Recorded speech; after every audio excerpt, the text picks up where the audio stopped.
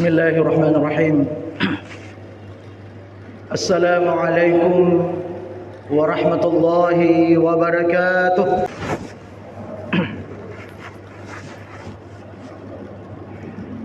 Alhamdulillah. Alhamdulillahilladzi hadana lihada wa ma kunna linahtadiya laula an hadana Allah. أشهد أن لا إله إلا الله وحده لا شريك له وأشهد أن محمدا عبده ورسوله اللهم فصل وسلم على سيدنا محمد وعلى آله وصحبه ومن تبعهم بإحسان إلى يوم الدين أما بعد فيا عباد الله اتقوا الله حق تقاته ولا تموتن إلا وأنتم مسلمون فقد قال الله تعالى في كتاب الكريم وهو أصدق القائلين أعوذ بالله من الشيطان الرجيم بسم الله الرحمن الرحيم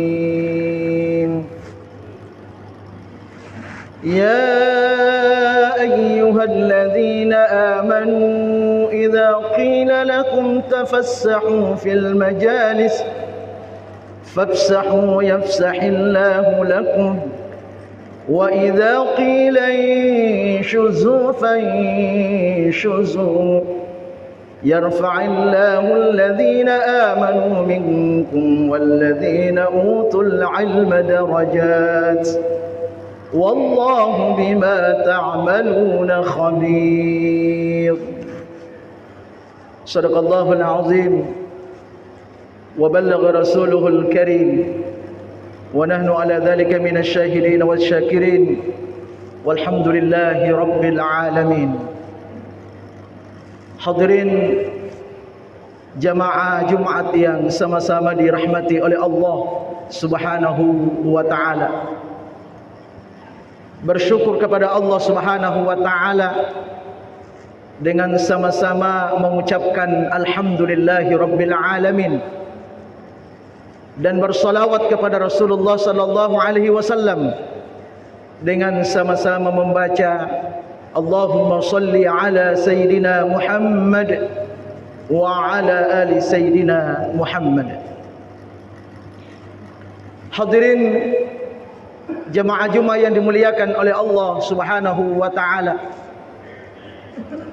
Di dalam Al-Qur'an maupun dalam hadis Rasulullah sallallahu alaihi wasallam memerintahkan kepada kita ketika kita beribadah, maka hendaknya kita beribadah dengan ibadah yang terbaik, ibadah yang berkualitas, seperti yang disampaikan oleh Allah Subhanahu wa taala, alladzi khalaqal mauta wal hayata liyabluwakum ayyukum ahsanu amala. Di penghujung ayat ini Allah mengingatkan dan sekaligus memerintahkan kepada kita ahsanu amala, untuk melakukan amal yang terbaik. Jadi bukan hanya sekedar kita beramal, tetapi kita diminta oleh Allah melakukan amal yang terbaik. Ketika kita salat, salatlah dengan salat yang terbaik. Ketika kita puasa, puasalah dengan puasa yang terbaik. Ketika kita menunaikan ibadah haji dan umrah, maka laksanakanlah ibadah haji dan umrah dengan ibadah yang terbaik. Jadi semuanya diminta oleh Allah yang terbaik. Bahkan dalam hadis Rasulullah sallallahu alaihi wasallam, ketika Nabi mengajarkan sebuah doa kepada salah seorang sahabatnya, Muaz bin Jabal, di mana beliau Rasulullah sallallahu alaihi wasallam meminta kepada Muaz agar doa yang diajarkan Nabi ini jangan ditinggal baca setiap selesai sholat. Adapun doa yang dimaksud, Allahumma a'inni ala dzikrika wa syukrika wa husni ibadatik. Dalam doa ini ada 3 permintaan kita kepada Allah, dan salah satu di antara 3 permintaan ini kita minta tolong kepada Allah agar kita dapat melaksanakan ibadah yang terbaik. Ini menunjukkan bahwa kita semua ini diperintahkan oleh Allah Subhanahu wa taala dalam setiap kali kita melakukan amal, setiap kali kita melakukan ibadah, maka berusahalah melakukan ibadah yang terbaik. Jangan asal beribadah. Karena ada juga yang tidak mau ambil pusing. Dia katakan yang penting saya sholat, yang penting saya puasa, yang penting saya beramal. Maka kata-kata yang penting di sini ini tidak menunjukkan kualitas daripada ibadahnya itu. Hadirin yang dimuliakan oleh Allah Subhanahu wa taala. Nah, pertanyaannya, bagaimana caranya agar ibadah yang kita lakukan itu bisa berkualitas di mata Allah Subhanahu wa taala? Agar ibadah yang kita lakukan itu adalah ibadah yang terbaik di sisi Allah. Maka menurut para ulama, salah satu yang mendukung itu, salah satu yang bisa membawa ibadah kita menjadi ibadah yang terbaik adalah kita harus memiliki ilmunya. Artinya apa? Ketika kita ingin sholat dengan sholat yang terbaik, maka kita harus paham tentang sholat itu sendiri. Kita harus tahu ilmunya sholat. Ketika kita ingin melaksanakan ibadah puasa yang terbaik, maka kita harus tahu ilmunya bagaimana puasa yang terbaik itu. Intinya adalah ilmu yang membuat amal ibadah kita diangkat tinggi-tinggi oleh Allah Subhanahu wa taala.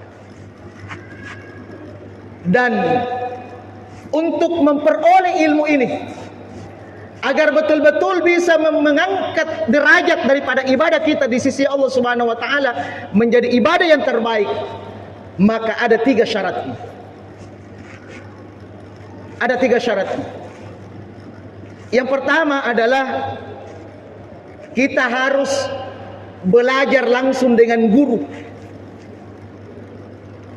Jadi ketika kita ingin memperoleh ilmu, maka Rasulullah sallallahu alaihi wasallam mengajarkan kepada kita agar belajar langsung dengan guru, belajar langsung dengan ulama, belajar langsung dengan ustaz, para ahli di bidang agama kalau kita ingin mendalami agama.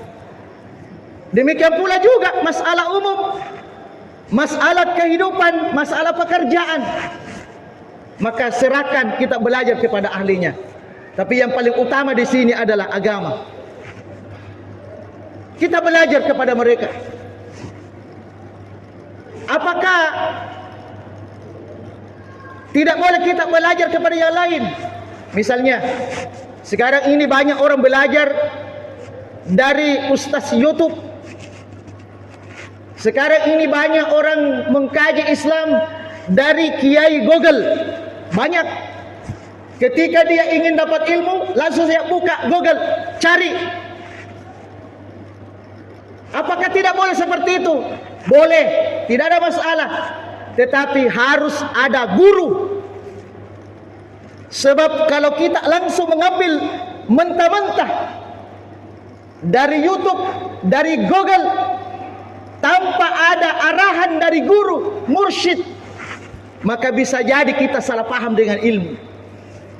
Dan kalau kita salah paham dengan ilmu, jangankan ibadah kita menjadi yang terbaik, boleh jadi ibadah yang kita lakukan itu justru tidak diterima oleh Allah Subhanahu wa taala. Itu karena apa? Karena kita salah paham dengan ilmu. Jadi langkah yang terbaik yang harus kita lakukan adalah kita harus belajar langsung dengan guru. Seperti halnya kita Sejak kita lahir sampai saat ini, kita bisa pandai agama itu karena guru. Kita bisa mengaji, kita bisa baca Quran itu karena guru mengaji kita. Betapa besarnya jasa guru itu. Kita tidak pernah belajar mengaji dari Google dulu, tidak. Kita tidak pernah belajar dari YouTube dulu, tidak. Kita ini langsung berhadapan dengan guru. Karena itu keberkahannya. Itu yang dipesankan oleh guru Kiai Abdul Rahman Ambodalai. Yang kita inginkan bisa belajar langsung dengan guru itu adalah keberkahannya, barakahnya guru tak. Barakahnya Pak Kiai, barakahnya Ustaz yang mengajarkan langsung mengajarkan ilmu langsung kepada kita. Jadi itu kunci pertama, kalau kita ingin ibadah kita bisa menjadi ibadah yang terbaik, maka kita harus belajar kepada ahlinya langsung, kepada kiai, kepada ustaz, kepada yang memang dia ahli di bidang itu. Itu satu. Yang kedua, kita ketika belajar, kita harus memiliki hati dan pikiran yang jernih. Jangan mau belajar karena didorong oleh hawa nafsu. Karena ada orang belajar karena didorong oleh hawa nafsu. Misalnya, dia punya golongan, ketika debat seakan-akan dia kalah dalam debat itu. Akhirnya dia belajar untuk apa? Untuk mengalahkan lawannya. Ini namanya belajar karena nafsu. Belajar karena nafsu, tidak. Ibadah kita tidak akan bisa lebih baik di mata Allah kalau didorong dengan nafsu. Belajar karena nafsu, tidak. Oleh karena itu, belajar perlu pikiran dan hati yang jernih. Perlu pikiran dan hati yang bersih. Nah, oleh karena itu, dalam ajaran agama kita selalu mengarahkan apapun yang kita lakukan, termasuk belajar agama, termasuk menuntut ilmu, selalu kita arahkan untuk mengharapkan ridha Allah. Kita ini belajar untuk dapat ridha Allah, untuk dapat rahmat Allah. Kita ini belajar untuk memperoleh fadilah dan pahala yang telah Allah janjikan. Karena subhanallah, belajar agama itu luar biasa penghargaan Allah kepada kita. Misalnya dalam sebuah hadis disebutkan, majalisul ilmi sa'ah khairu min alfi rak'ah. Duduk dalam majelis seperti saat ini, maka Nabi menjanjikan pahalanya jauh lebih baik daripada melaksanakan salat sunat 1000 rakaat. Yang penting didasari dengan lillahi ta'ala. Kita dapat pahala melebihi dari 1000 rakaat salat sunat. Dalam riwayat yang lain disebutkan, man masya ila majalisil ilmi kataballahu bi kulli khutwatin hasanah. Siapa yang berjalan dari rumahnya menuju tempat majelis ilmu, seperti menuju ke masjid, karena di masjid ada majelis ilmu, maka kata Nabi, setiap langkahnya Allah catat satu kebaikan. Jadi kalau dari rumah kita menuju tempat majelis ada 1000 langkah, maka 1000 pahala dan kebaikan kita bisa peroleh. Ini karena apa? Penghargaan Allah terhadap kita yang cinta dengan ilmu. Oleh karena itu mari terus kita belajar. Jangankan kita ini yang masih awam, para guru-guru kami yang sudah berlevel kiai, bahkan berlevel wali, mereka tidak pernah berhenti belajar. Bahkan ketika mereka belajar, merasa bahwa dirinya tidak punya ilmu. Betapa dalamnya ilmu itu. Tapi paling tidak kita sebagai level awam ini, kita belajar bagaimana bisa melaksanakan ibadah yang terbaik di sisi Allah Subhanahu wa taala. Jadi mari kita luruskan niat. Harus punya niat dan pikiran yang jernih untuk belajar agama. Kemudian yang terakhir, syaratnya agar betul-betul ibadah yang kita lakukan dengan ilmu ini bisa meningkatkan kualitasnya di sisi Allah Subhanahu wa taala, yaitu mari kita belajar agama dengan rujukan dan referensi yang sahih. Kita tidak boleh belajar ilmu sembarangan, apalagi ilmu yang menyesatkan. Jangan. Ilmu tidak ada dasarnya dari Al-Quran, ilmu tidak ada dasarnya dari hadis, tidak ada, maka jauhi.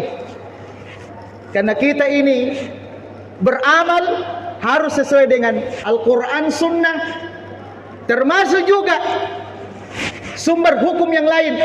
Karena yang menjadi patokan kita sesungguhnya dalam beramal ini bukan cuma dua, bukan hanya terbatas pada dua saja, bukan cuma Al-Quran, hadis, tapi ada ijma' para ulama, ada qiyas, ada masalihul mursalah, ada istihsan, ada istishab, ada syar'u man qablana. Semuanya ini adalah dasar kita.